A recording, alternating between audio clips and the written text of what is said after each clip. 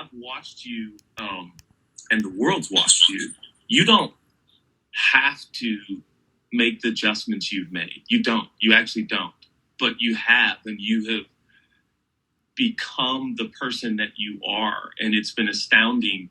Why? Why have you changed so much? Why have you gotten so intentional about relationships and honor and humility and gratitude? I mean, we've all watched it, but the question is why, you know? I think that I've experienced so much in my short life. I've seen so much. I've experienced a lot of things that a lot of people would look and think that would bring such fulfillment, whether it's things and cars and clothes and money and stuff and girls. And I've had a lot of stuff that really left me empty. And so I really started looking to find fulfillment. And, I realized that, the things that I thought were going to continue to give me that fulfillment, that still to this day, I feel these lies that say, hey, well, if you just get this, you'll be happy. And if you get this, you'll be happy.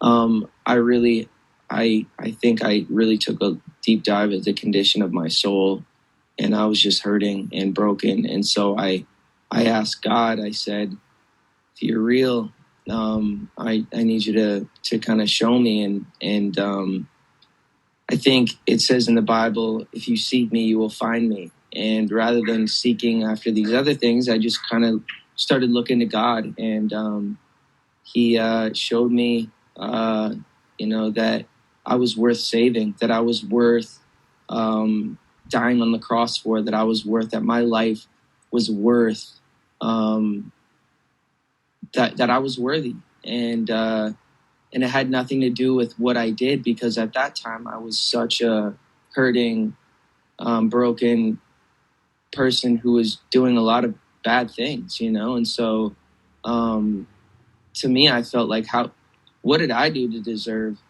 the Creator's love? And so he just, showed me, you're worth it. I died for you. I love you. I forgive you. You're redeemed. You're mine. I love you. I'm obsessed with you.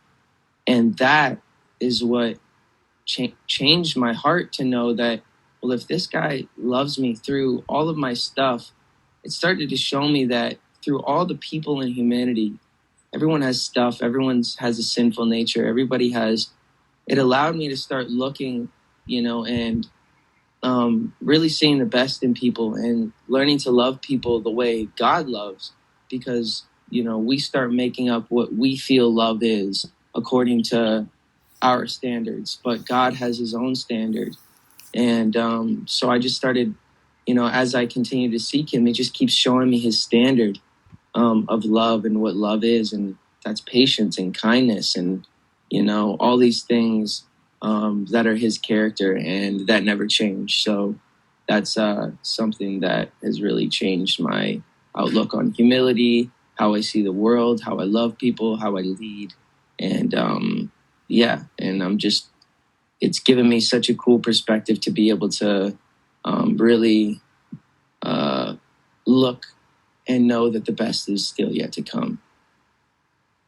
Is this kind of when the transition from just entertainer to leader started to happen? Because that transition's kind of been apparent to so many people. You went from, hey, I'm a singer, I'm an entertainer, I'm a personality, to I'd like to really help people in their spiritual journey, in their life. And in that regard, you're a leader. Even the album Changes, it's a lot of fun, but it's promoting that life is changing in seasons. And so is this when you became a leader? I mean, was that intentional on your part?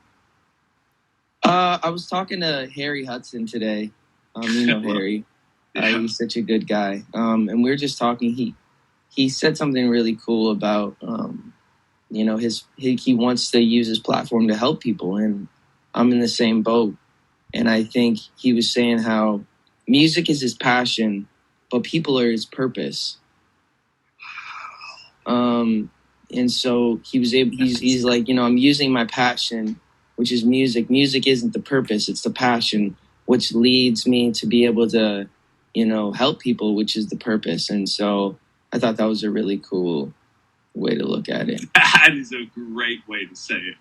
Harry, and he also went in to say that his pain, which, obviously we know he got cancer and he's had a lot of other traumatic things happen in his life, is what led him to the end of himself to realize, what am I going to leave? What's the mark that I'm going to leave in this world? And so he's like, he started looking for his purpose, and he realized that he's been given this extreme talent, and music is a way that he's able to use his gifts to really fulfill his purpose, which is going to give him the most fulfillment in life, I think. And what's your take on pain and its role in your life? And here's Harry saying it brought him to the end of himself. Do you feel similarly about pain? Yeah, I think pain is. It's funny because I took over your sermon when I was in LA, and basically it was saying how power, God, He's made strong in our weakness. God. What is it? His power is made perfect in our weakness. Perfect in our weakness. So when we're weak, He's strong, and it allows us to see His goodness and His faithfulness and His character in a time where we feel weak, and that's kind of where I'm at. Which we just got to stop for a moment, and this goes beyond leadership. But what you're saying is, you believe pain can propel us to unawareness of our need for a creator. Is that kind of what you're saying? Yes. Yeah. It's like when we come to the end of ourselves, we realize that there's nothing we can muster up to really, I guess, like,